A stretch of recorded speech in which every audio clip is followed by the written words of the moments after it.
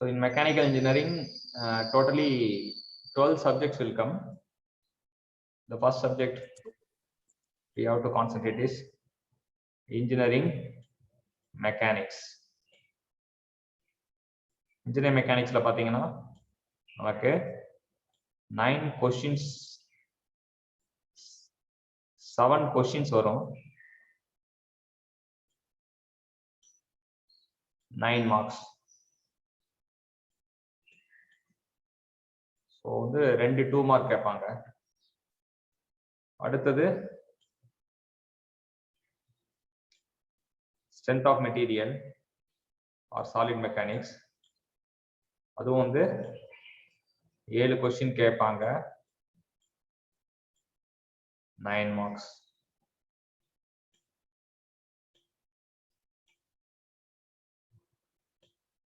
அதுக்கப்புறம் சார் என்னோட பேக்ரவுண்ட் வந்து நாய்ஸா இருக்கும், அதனால நான் மியூட் பண்ணிருக்கேன். நீங்க சொல்லுங்க, நான் அப்போ அன்மியூட் பண்ணி பேசுறேன். Okay okay. TOM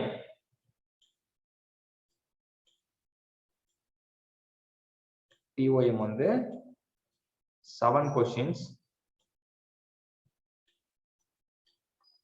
9 marks.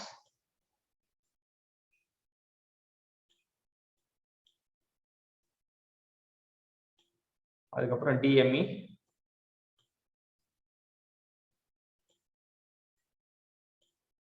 7 questions,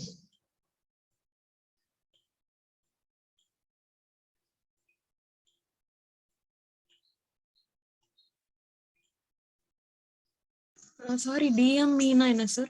design of machine element. Design, okay. அது 9 marks. ஸோ இது எல்லாமே 4 சப்ஜெக்ட்டுமே டிசைன் கேட்டகரி. ஸோ டிசைன் கேட்டகரியில் மொத்தம் எவ்வளோ மார்க்கு? 36 மார்க்ஸ். டிசைன் கேட்டகரியில் மொத்தம் 36 மார்க்ஸ்.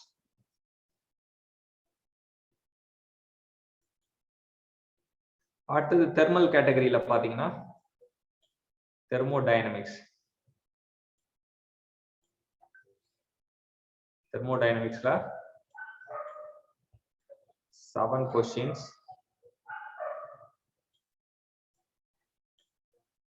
9 marks.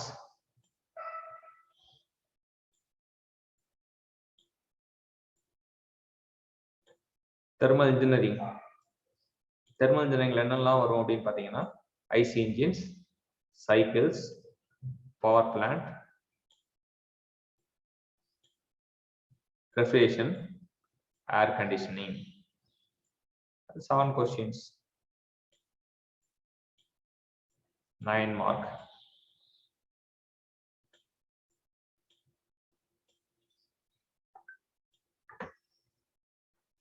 அதுக்கப்புறம் நெக்ஸ்ட் பாத்தீங்கன்னா fluid mechanics.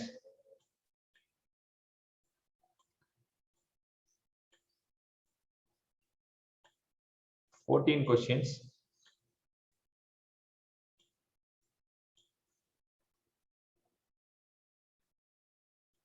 18 marks.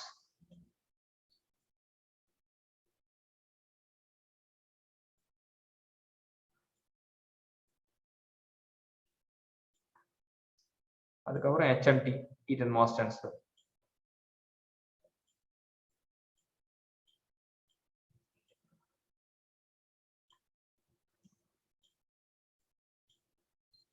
questions,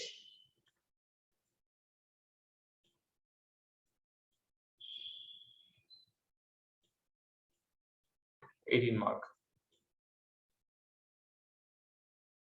டோட்டலா தெர்மல்ல மட்டும் பாத்தீங்கன்னா 54 மார்க் வரும். தெர்மல்ல மட்டும் பாத்தீங்கன்னா 54 மார்க். அது ஒரு 36 மார்க். டிசைன்ல 36 மார்க், இதுல 54 mark. Okay. All together 90 marks வரும்.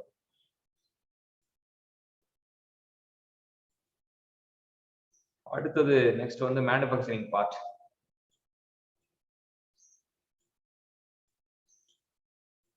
MT1 என்னென்னலாம் வரும் அப்படின்னு பாத்தீங்கன்னா engineering materials and metallurgy, metal casting, metal welding, metal forming. 14 questions,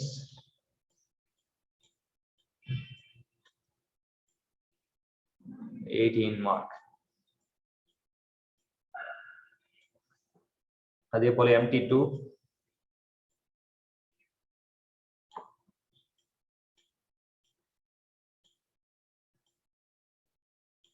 14 questions.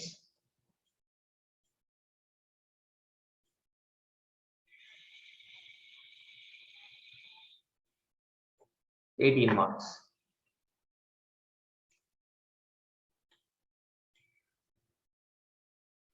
MT2 ல என்ன டாபிக்ஸ் சார் வரும்? MT2 ல வந்து metal machining, metal cutting and tool design, metrology and inspection, unconventional machining, jigs and fixture,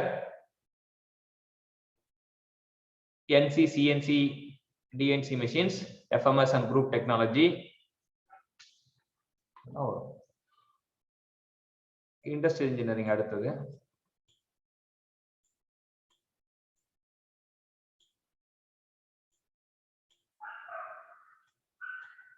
Industrial engineering 14 questions.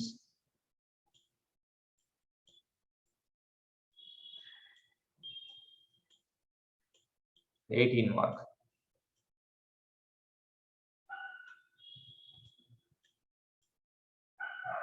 அதுக்கப்புறம் OR, Operation Research. Industrial engineering for production planning and control, work study, அந்த மாதிரி ஏரியாஸ்லாம் cover ஆகும். Inventory control, break even analysis, அதெல்லாம் industrial இன்ஜினியரிங்ல வரும். OR ல வந்து 18 mark. So இது வந்து ஒரு மேஜர் ஏரியா, 72 மார்க்ஸ் வரும்.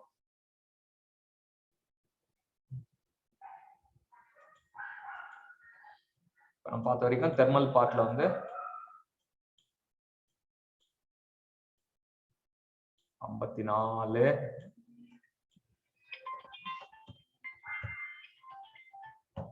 டிசைன்ல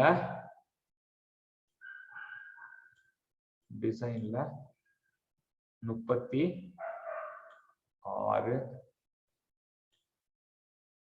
manufacturing and மேனேஜ்மெண்ட்ல 72, maths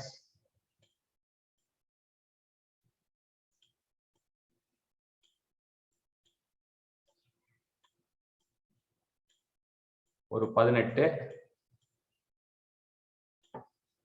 GK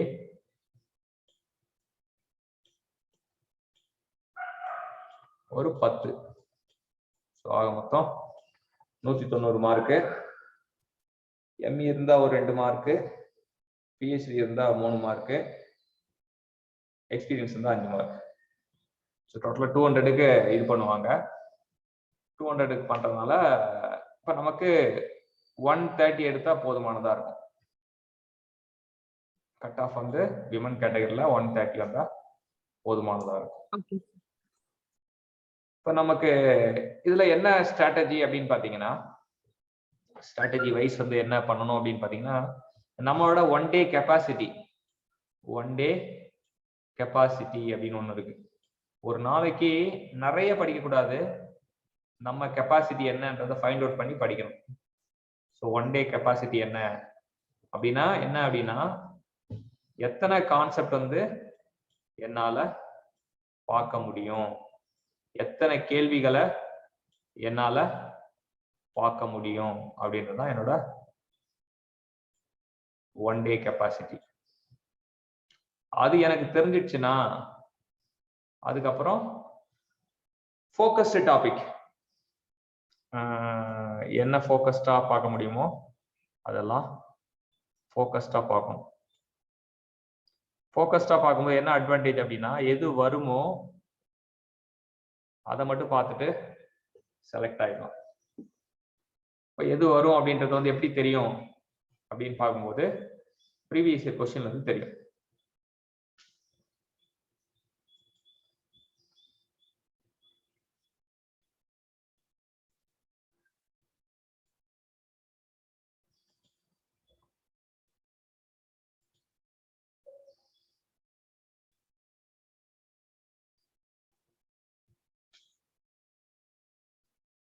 focus topic என்ன சொன்னீங்க?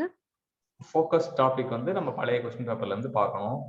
அந்த ஃபோக்கஸ் Okay. டாபிக் மட்டும் தெரிஞ்சிருந்தாலே நமக்கு ஓரளவுக்கு பக்காவா ப்ரொடக்டிவா நம்ம மாத்திக்கலாம். இப்போ நம்ம நெக்ஸ்ட் என்ன அப்படின்னு பாத்தீங்கன்னா, ஸோ ஒரு நம்ம டெஸ்ட் எழுதுறது நேற்று என்ன டெஸ்ட் எழுதுனீங்க? நேத்து வந்து தெர்மல் இன்ஜினியரிங் 25 கொஸ்டின்ஸ் ஃபுல்லா பண்ணேன். அப்புறம் இன்ஜினியரிங் மெக்கானிக்ஸ் வந்து பாதி பண்ணேன்.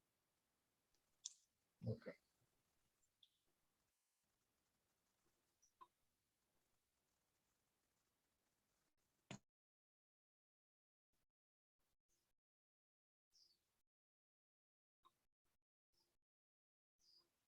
ஓகே.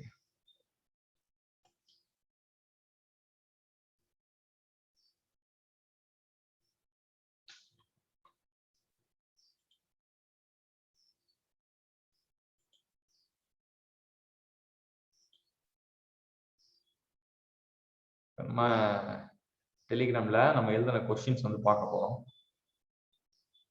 அந்த கொஸ்டின்ஸ்ல வந்து என்ன மாதிரிலாம் தப்பு பண்றாங்க அப்படின்றதையும் இது பண்ண போறோம். நீங்க அட்டன் பண்ணியிருந்தாலும் சரி, நீங்க அட்டன் பண்ணலனாலும் சரி. So first question, on only axisymmetric cup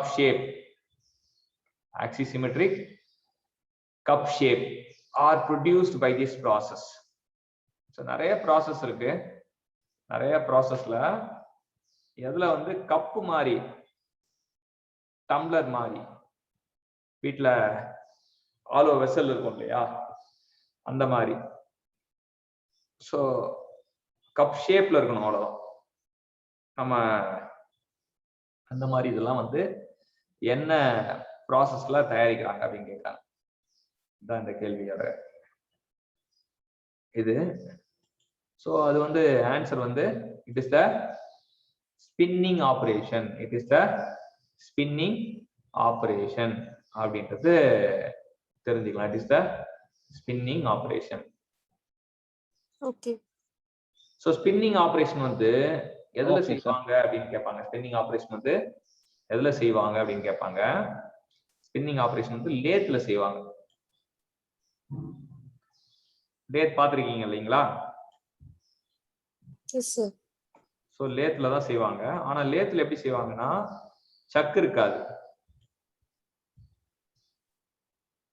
சக்குக்கு பதிலா அந்த வெசலோட ஷேப் இருக்கும். நம்ம we are pressing against the form.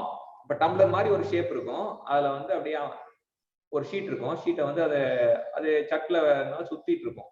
So sheet மாதிரி வச்சு அப்படியே பிரஸ் பண்ணி pressing against the form. Tumbler செய்யணும்னா டம்ளர் மாதிரி ஒரு ஷேப் அங்க இருக்கும். அதுக்கப்புறம் ஒவ்வொரு விஷயத்துக்கும் ஒவ்வொரு இருக்கும். அதான் வந்து ஓகே சார். ஸோ இதான் வந்து ஸ்பின்னிங் ஆபரேஷன் அப்படின்றது. இந்த ஸ்பின்னிங் வந்து ரொம்ப ரொம்ப முக்கியமா கேட்கறது. எக்ஸாம்ல ஸ்பின்னிங் எந்த மிஷின்ல செய்வாங்கன்னு கேட்பாங்க. என்ன ஆன்சர் சொல்லுவீங்க? Lathe sir. எஸ். ஸ்பின்னிங்ல என்ன மாதிரி ப்ராடக்ட்லாம் தயாரிக்கலாம்னு கேட்பாங்க. என்ன சொல்லுவீங்க? கப் ஷேப், கப்ஸ், ஆலோ வெசல்ஸ் வச்சுங்க. அது கப் ஷேப்ன்றது கப் டிராயிங் சொல்லுவாங்க. இங்க கப் ஷேப் கேட்டிருக்காங்க, ஆனா ஆலோ வெசல்ஸ் ஞாபகம் வச்சுங்க. சோ இந்த மாதிரி தான் ஒரு கேள்வியை பத்தி பார்க்கும்போதே ஒரு கேள்வியில நமக்கு என்ன பண்ணணும் அப்படின்னா, ஒரு கேள்வியில நமக்கு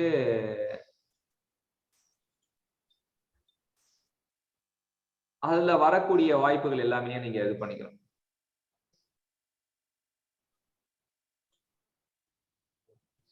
அடுத்தது மெஷின் ஃபோர்ஜிங்கை பத்தி ஒரு விஷயம் கேட்கறாங்க. மெஷின் ஃபோர்ஜிங் வந்து பார்ட்ஸ் மேக் பண்ண யூஸ் ஆகுது அப்படின்றாங்க.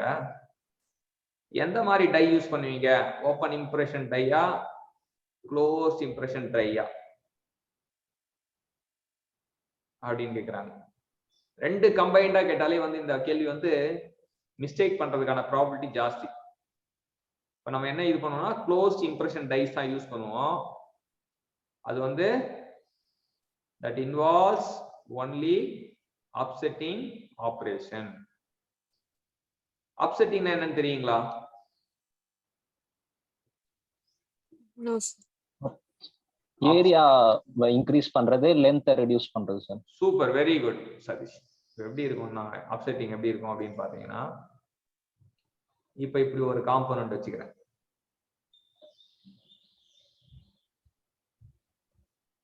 வச்சுங்களேன், சரி இப்படி இருக்கு. ஓகே, இப்ப இந்த காம்போனண்ட்டை நான் என்ன பண்ண போறேன், தலை மேல அப்படி சுத்தி வச்சு அப்படி அடிக்க போறேன். அப்ப அடிச்சுக்கிட்டே இருந்தா என்ன ஆகும்? ஏரியா பெருசாயிட, லென்த் கம்மி ஆயிட்டே வந்து அடிச்சுக்கிட்டே இருந்தா எப்படி இதுவா ஹைட் வந்து குறைஞ்சிரும், ஹைட் வந்து குறைஞ்சிரும்.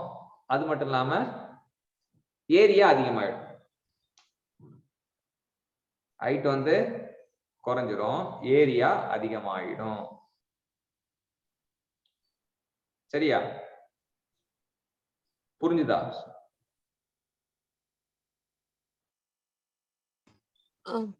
எக்ஸ்பேண்ட் ஆகுது மெட்டீரியல். ஓகே, அதான் உயரம் மண்டை மேல அடிச்சுக்கிட்டே இருந்தா வச்சுங்களேன், உயரம் வந்து கம்மியாயிடும். அப்செட்டிங்னா என்னன்னு கேட்டாங்கன்னா, உயரத்தை கம்மி பண்ணி ஏரியாவை அதிகப்படுத்துற ஆபரேஷன். உயரத்தை கம்மி பண்ணி ஏரியாவை அதிகப்படுத்துற ஆபரேஷன். ஓகேவா? Yes sir, clear. Yes sir. Okay,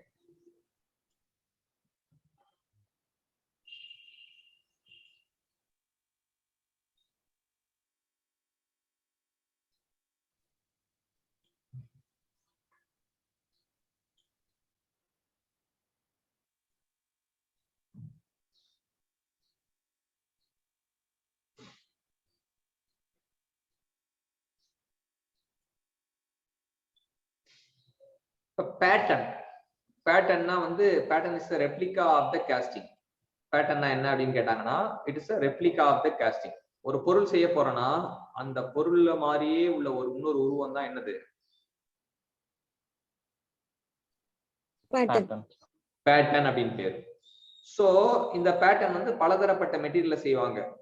என்னென்ன மெட்டீரியல்லாம் நம்ம செலக்ட் பண்ண போலாம் அப்படின்னு பாத்தீங்கன்னா, வுட்ல செய்வாங்க, மெட்டல்ல செய்வாங்க, பிளாஸ்டிக்ல செய்வாங்க, இன்னும் பாலிஸ்டைரீன், வேக்ஸ், அது மாதிரிலாம் பண்ணுவாங்க. இப்ப நமக்கு எப்பவுமே இன்ஜினியரோட வேலை என்னவா இருக்கும்னா, எதுக்கு எது சூட் ஆகும் அப்படின்ற மாதிரி ஒரு இது பண்ணணும். இப்ப பெர்மனன்ட் மோல்டு கேஸ்டிங்ல என்ன அப்படின்னு பாத்தீங்கன்னா, பெர்மனன்ட் மோல்டு கேஸ்டிங்ல நம்ம என்ன பண்றோம் அப்படின்னு பாத்தீங்கன்னா, என்ன பேட்டர்ன் யூஸ் பண்றோம்? பெர்மனன்ட் மோல்டு கேஸ்டிங்னா அது எதுக்கு யூஸ் பண்ணோம்? Mass production. அது பாட்டுன்னு நிறைய கேஸ்டிங் வந்து தயாரிக்கிறதுக்காக, மாஸ் ப்ரொடக்ஷனுக்காக யூஸ் பண்றது தான். ஸோ இங்க உகந்தது பாத்தீங்கன்னா எது அப்படின்னு பாத்தீங்கன்னா மெட்டல். சரியா? பெர்மனன்ட் மோல்டு கேஸ்டிங்ல உகந்தது பேட்டர்ன் செய்யறதுக்கு உகந்தது மெட்டல். கிளியரா? Okay sir. Okay sir. அதான் பெர்மனன்ட் மோல்டு கேஸ்டிங்கோட. சாரி, போன क्वेश्चनல க்ளோஸ்ட் இம்ப்ரஷன்னா என்ன சார்? Machining, forging used by die வந்து ரெண்டு வகையான டை இருக்கு. ஒன்னு ஓபன் டை, இன்னொன்னு க்ளோஸ் டை. இப்ப டை இப்படி இருக்குன்னா, அடிச்ச உடனே அது மெட்டல் ரிலீஸ் ஆகிறதுக்கு பாதை இருந்ததுன்னா அது வந்து ஓபன் இம்ப்ரெஷன் டை. மூடிட்டா மூடின மாதிரி தான், அது உள்ள இருந்து வெளியே இது பண்றதுக்கு எதுவும் இருக்குன்னா க்ளோஸ்ட் இம்ப்ரெஷன் டை. நீங்க இமேஜ் சர்ச் பண்ணலாம், கூகுள் இமேஜ சர்ச் பண்ணி closed impression die, open impression டைக்கு வந்து நீங்க தெரிஞ்சுக்கலாம். Okay, thank you.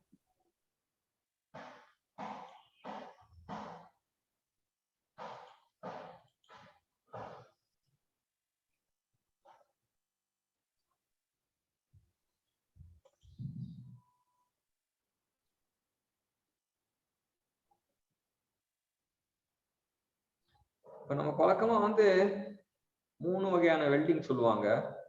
ஒன்னு ஹோமோஜீனியஸ் வெல்டிங், இன்னொன்னு ஹெட்ரோஜீனியஸ் வெல்டிங், இன்னொன்னு ஆட்டோஜீனியஸ் வெல்டிங். வெல்டிங் வந்து 3 வகைப்படும்.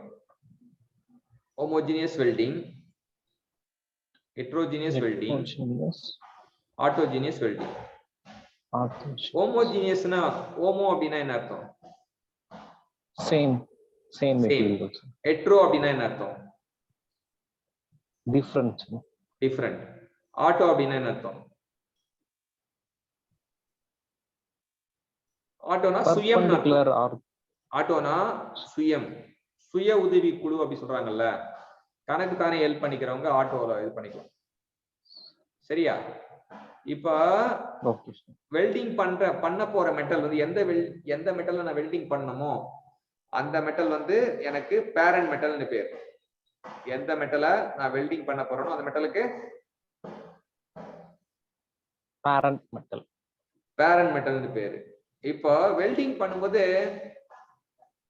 there may be some metal loss, அப்படியே அந்த ஹீட் பட்டு அதனால வந்து கொஞ்சம் மெட்டீரியல் லாஸ் ஆகிறதுக்கு வாய்ப்பு இருக்கு. சோ அந்த இழப்பீடுக்கு காம்பன்சேட் பண்ற மெட்டல் வந்து ஃபில்லர் மெட்டல். சோ மெட்டல் வந்து உங்களுக்கு வெல்டிங்ல யூஸ் பண்ற மெட்டல் வந்து 2 வகைப்படும் அப்படின்னு சொல்றேன். ஒன்னு பேரண்ட் மெட்டல், இன்னொன்னு ஃபில்லர் மெட்டல். ஃபில்லர் மெட்டல் அப்படின்றது தெரிஞ்சுக்கணும். சோ பேரண்ட் மெட்டல்னா வெல்டிங் பண்ண போற மெட்டல் பேரண்ட் மெட்டல். வெல்டிங் பண்ணும்போது மெட்டல் லாஸ் ஆகிறத காம்பன்சேட் பண்றது ஃபில்லர் மெட்டல். சோ இங்க வந்து ஒரு கேள்வி என்னன்னா ஃபில்லர் மெட்டலை பத்தி தான் கேக்குறாங்க. Filler rod using welding mild steel plate using gas metal arc welding GMAW ல என்ன ஃபில்லர் ராட் யூஸ் பண்ணுவீங்க அப்படின்னு கேக்குறாங்க. ஸோ கேஸ் மெட்டல் ஆர்க் வெல்டிங்ல வந்து நம்ம எலக்ட்ரோடே கன்சியூமர் எலக்ட்ரோட் தான் அப்படின்றனால வந்து இங்க no filler rod is use. நீங்க no filler rod gas metal arc வெல்டிங்ல no filler rod is use. இதே டங்ஸ்டன் ஆர்க் வெல்டிங்ல ஃபில்லர் ராட் வந்து நம்ம யூஸ் பண்ணுவாங்க. சரியா? அடுத்தது the following sheet metal operations induced only compressive stress in the part. எது compressive stress பண்ணும் அப்படின்றத கேக்குறாங்க. இது வந்து compressive stress வந்து எதுல மட்டும் உண்டு பண்ணும் அப்படின்றது கேக்குறாங்க. ஸ்ட்ரெச் ஃபார்மிங்கா, அயனிங்கா, டிராயிங்கா, காயினிங்கா அப்படின்றது அவங்களுக்கு இதுல வந்து காயினிங்கா சார். அயனிங் வந்து டிஃபெக்ட். இப்போ டிராயிங்னா நமக்கு வந்து பிடிச்சி இழுக்கிறது. ஸ்ட்ரெச் ஃபார்மிங்னா ஒரு ஷீட் மெட்டல் வந்து பெண்ட் ஆயிடுச்சுன்னா அதை மறுபடியும் நிமித்தது ஸ்ட்ரெச் ஃபார்மிங். ஸோ இங்க வந்து coining is the right answer.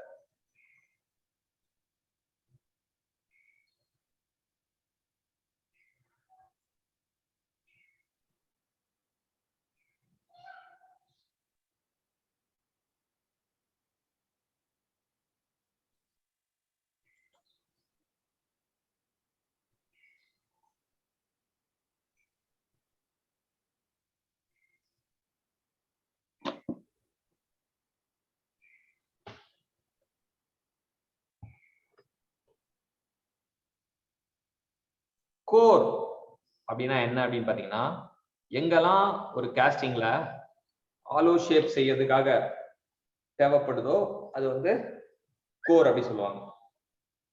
Core is the research use to make hollow shape in the casting. இப்போ எனக்கு ஒரு சிலிண்டர் வச்சுங்களேன்.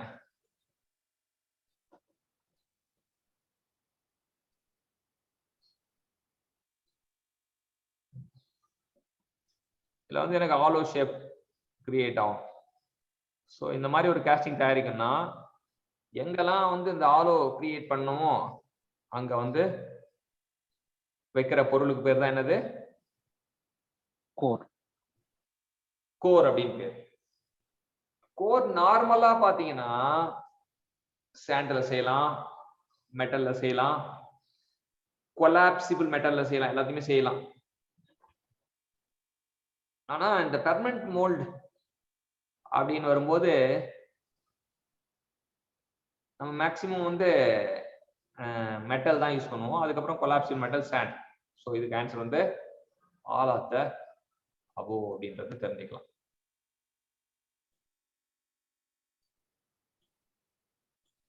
Okay sir.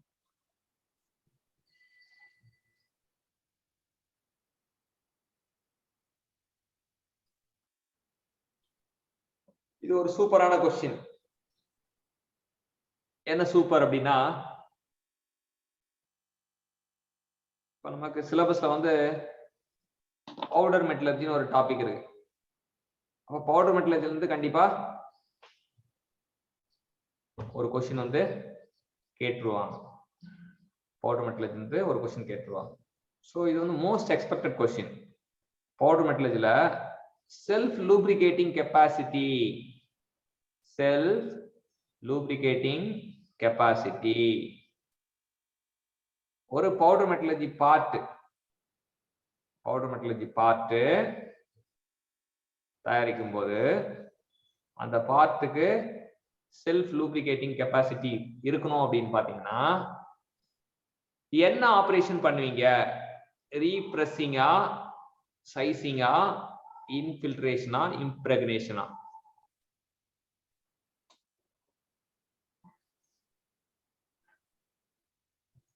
ரீப்ரெஸ்ஸிங்கா சார்? இதுக்கு ஆன்சர் வந்து இம்ப்ரெக்னேஷன் அப்படின்னு பேரு. இம்ப்ரெக்னேட் அப்படின்னா என்ன அர்த்தம் அப்படின்னு பாத்தீங்கன்னா, நம்ம செஞ்ச ஒரு ப்ராடக்ட் செஞ்ச பிறகு பவுடர் மெட்டல் செஞ்ச ப்ராடக்ட் வந்து எப்படின்னா போரஸா இருக்கும். போரஸ்னா என்ன அர்த்தம்? உள்ள ஹாலோவா கொஞ்சம் ஹேர் பபிள்ஸ் மாதிரி. ஆமா, சின்ன சின்ன ஓட்ட ஓட்டையா ஓட்ட ஓட்டையா ஓட்ட ஓட்டையா ஓட்ட ஓட்டையா, அதான் போரஸ். சோ அந்த போரஸ் காம்போனன்ட் எடுத்துட்டு போயிட்டு ஒரு பாத்திரத்துல ஆயில ஊத்தி வச்சிருப்பாங்க, அதுக்குள்ள போட்டுருவாங்க. இம்பர்னேட் அப்படின்னா என்ன? உள்ள போட்டுருவாங்க. இப்படி இருக்குன்னு வச்சுங்களேன், இதுதான் பாத்திரம். பாத்திரம் ஃபுல்லா என்ன இருக்கு? ஆயில். ஆயில் இருக்கு. பாத்திரம் ஃபுல்லா ஆயில் இருக்கு. நம்ம காம்போனன்ட் எங்க போடுறோம்? ஆயிலுக்குள்ளதான். அதுக்குள்ள போட்டுருவோம். அப்ப என்ன ஆகும்? ரொம்ப நேரம் அது உள்ள முங்கி வச்சிருப்போம். முங்கி வைக்கும் போது என்ன அப்படின்னு பாத்தீங்கன்னா, அந்த ஆயில் வந்து அந்த ஓட்ட வழியா அப்படியே உள்ள போகும். உள்ள போனதுக்கு அப்புறம் கொஞ்ச நேரம் கழிச்சு எடுத்து வெளியே காய வச்சிரும். அப்ப உள்ள போன ஆயில் காஞ்சிச்சுன்னா என்ன ஆகும்? உள்ளேயே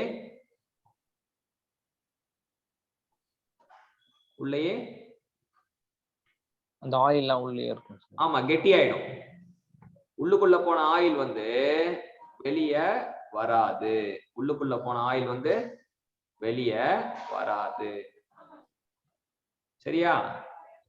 சோ வெளிய வராம இருந்தா என்ன அப்படின்னு பாத்தீங்கன்னா, வெளிய வராம இருந்தாலும் அது கெட்டியா, அது இந்த மாதிரி இந்த பொருள் இந்த மாதிரிதான் இருக்கும் வச்சுங்களேன். இது மேக்சிமம் வந்து பேரிங் வந்து இதை யூஸ் பண்ணுவாங்க. பேரிங் வந்து ஆயில் இம்ப்ரெக்னேட்டட் பேரிங் யூஸ் பண்ணோம்னா, அப்புறம் பேரிங் வந்து யூஸ் பண்ணும்போது அது என்ன ஆகும்? செல்ஃப் லூப்ரிகன்ட்டா அதுவே ஓடும். அது வேகமா சுத்தும் போது அந்த சுத்துற ஃபிரிக்ஷன்னால உள்ள இருந்த ஆயில் என்ன ஆகும்? வெளியில வர ஆரம்பிச்சு அதுவே வெளியில வர ஆரம்பிக்கும். வெளியில வர ஆரம்பிச்சு அது செல்ஃப் லூப்ரிகேட்டிங்கா மாறிடும். சோ இந்த ப்ராசஸ்க்கு பேரு இம்ப்ரெக்னேஷன். அது பண்ற குணத்துக்கு பேரு செல்ஃப் லூப்ரிகேஷன். இம்ப்ரெக்னேஷன். ஆமா, செல்ஃப் லூப்ரிகேஷன் அப்படின்ற பேர். அந்த ப்ராசஸ்க்கு பேரு இம்ப்ரெக்னேஷன். அதனால கிடைக்கக்கூடிய நன்மைக்கு பேரு செல்ஃப் லூப்ரிகேஷன். செல்ஃப் லூப்ரிகேஷன் அப்படின்னு. சோ இது வந்து இந்த நாலுமே ஃபினிஷிங் ஆபரேஷன் தான். நீங்க இங்க பாக்குற பவுடர் மெட்டலர்ஜில ஃபினிஷிங் ஆபரேஷன் அப்படி கேட்டாங்கன்னா என்னன்னு சொல்லுவீங்க?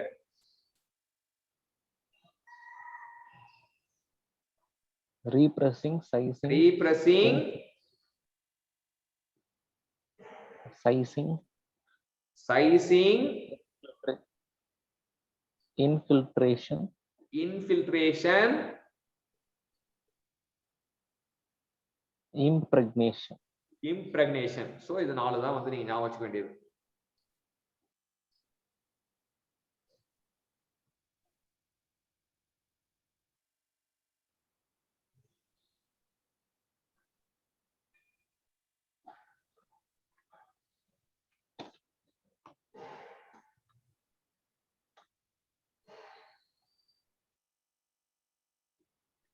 இப்போ இது ஒரு ஃபோர்ஜிங் ஆபரேஷன் பாக்குறோம்.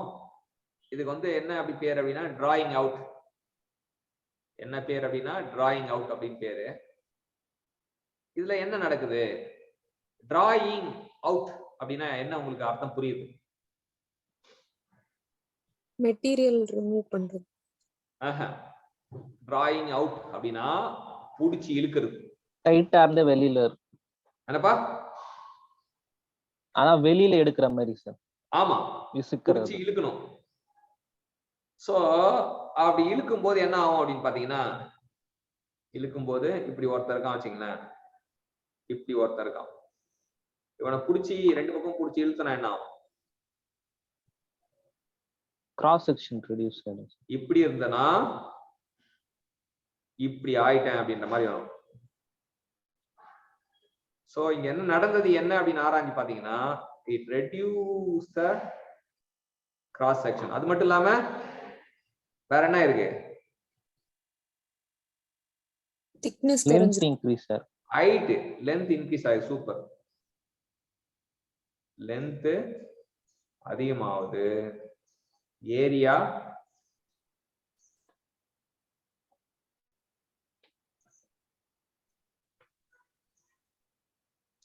டிராயிங் அவுட்னா புடிச்சு இழுக்கிறது அப்படின்றது வரணும். அதாவது இந்த பக்கம் ஒரு டை, அந்த பக்கம் ஒரு டை புடிச்சுப்பாங்க. புடிச்சிட்டு இங்க ஒரு கெட்டியா புடிச்சிட்டு இங்க ஒரு கெட்டியா புடிச்சுக்கிட்டு இழுப்பாங்க. இழுத்த உடனே என்ன ஆகுது?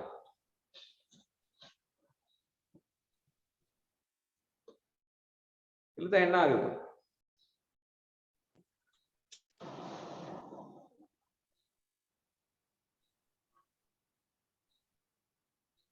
இழுத்தா பெருசாகுது.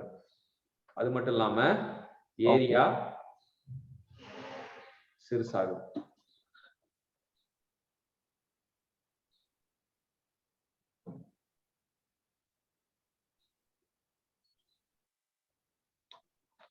Okay sir.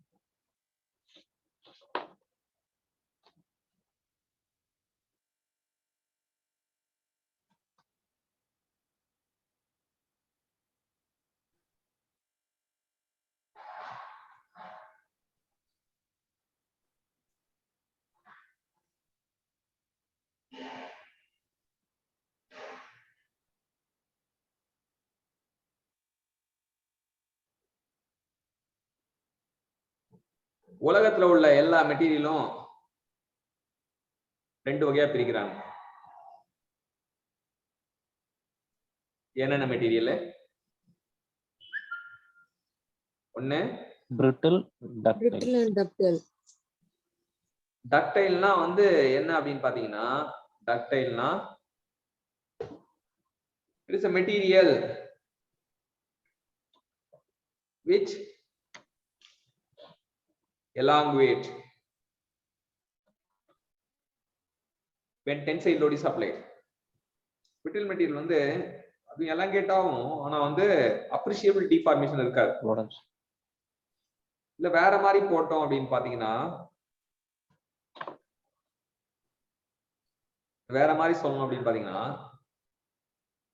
Ductile material fracture ஆவதுக்கு முன்னாடி டக்டைல் மெட்டீரியல் ஃபிராக்சர் ஆவதுக்கு முன்னாடி என்ன ஆகும் அப்படின்னு பாத்தீங்கன்னா, டக்டைல் மெட்டீரியல் ஃப்ராக்சர் ஆவதுக்கு முன்னாடி it shows the evidence of failure. அப்ப என்ன அர்த்தம்?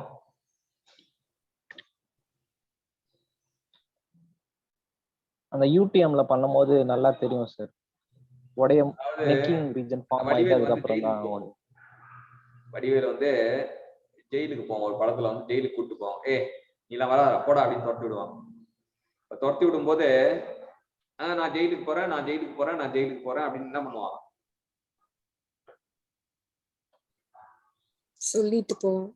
சொல்லிட்டு போவான். சரியா? ஜெயிலுக்கு போறேன்னு சொல்லிட்டு சொல்லிட்டு போவான். அது போல டக்டைல் மெட்டீரியலுக்கும் அதுக்கும் என்ன சம்பந்தம் பாத்தீங்கன்னா, டக்டைல் மெட்டீரியல் செத்து போறதுக்கு முன்னாடி, ஃப்ராக்சர் ஆவறதுக்கு முன்னாடி அது என்ன சொல்லும்? நான் செத்து போறேன், நான் செத்து போறேன், நான் செத்து போறேன் அப்படி சொல்லிட்டு it shows the evidence of failure. ஆனா பிரிட்டில் மெட்டீரியல் அப்படி கிடையாது, பொட்டுன்னு போயிடும். சரியா? Okay sir. இப்ப நமக்கு அது பஞ்சாயத்து கிடையாது. நம்ம பஞ்சாயத்து என்ன அப்படின்னு பாத்தீங்கன்னா, எந்த மெட்டீரியலுக்கு வந்து கிளியரன்ஸ் வந்து அதிகமா கொடுப்பீங்க. அப்ப கிளியரன்ஸ் பொறுத்த வரைக்கும் கிளியரன்ஸ் வந்து பிளாங்கிங் ஆபரேஷனா இருந்தா நம்ம எதுக்கு கிளியரன்ஸ் கொடுக்கணும் அப்படின்னா, பஞ்ச் கொடுக்கணும். பிளாங்கிங் ஆபரேஷன்ல clearance will be provided on punch. Punching operation la clearance will be provided on die. இது முக்கியமா நோட் பண்ணீங்க. இது வந்து ரொம்ப இம்பார்ட்டன்டான क्वेश्चन. சரியா? ரொம்ப இம்பார்ட்டன்டான question. Clearance will be provided on punch for blanking operation. இது வந்து ஆபரேஷன். அதே பஞ்சிங் ஆபரேஷன்ல clearance will be provided on die. மாறி வரும். p க்கு p வராது. p க்கு p வராது. எப்பவும் வந்து என்ன பண்ணோம் அப்படின்னா, காம்படிட்டிவ் எக்ஸாம்லாம் பாத்தீங்கன்னா பேர்லயே பிட் வச்சிருந்தோம். தனியா பேப்பர் எல்லாம் பிட் எல்லாம் தயார் பண்ண தேவையில்ல, பேர்லயே p க்கு p வராது அப்படின்னா என்ன அர்த்தம்? பிளாங்கிங் பி உண்டு. பஞ்சிங் ஆபரேஷனுக்கு பஞ்ச்ல கிளியரன்ஸ் கொடுக்க கூடாது. ஓகே. அப்ப எதுக்கு கிளியரன்ஸ் கொடுக்கணும்?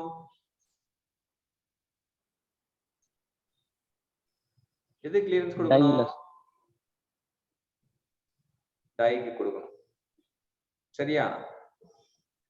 சோ அதான் நீங்க இது பண்ணோம் பாத்துங்க. இப்ப இதுல என்ன அப்படி கேக்குறாங்கன்னா, கிளியரன்ஸ் வந்து எதுக்கு வந்து எந்த compare to brittle material, ductile மெட்டீரியலுக்கு எப்படி இருக்குன்னு கேக்குறாங்க. டக்டைல் மெட்டீரியலுக்கு வந்து ஹையர் கிளியரன்ஸ், பிரிட்டில் மெட்டீரியலுக்கு லோயர் கிளியரன்ஸ். இந்த கேள்விக்கான விடை வந்து டக்டைல் மெட்டீரியலுக்கு ஹையர் கிளியரன்ஸ். ஓகே. சோ இந்த நடத்தின கான்செப்ட்லாம் அப்படியே பாருங்க. நான் ஒன்னு அடுத்த லிங்க் அனுப்புறேன். அடுத்த லிங்க்ல மறுபடியும் ஜாயின் பண்ணுங்க. சரியா? Okay sir. Thank you, champion. Thank you, sir. Thank you, sir.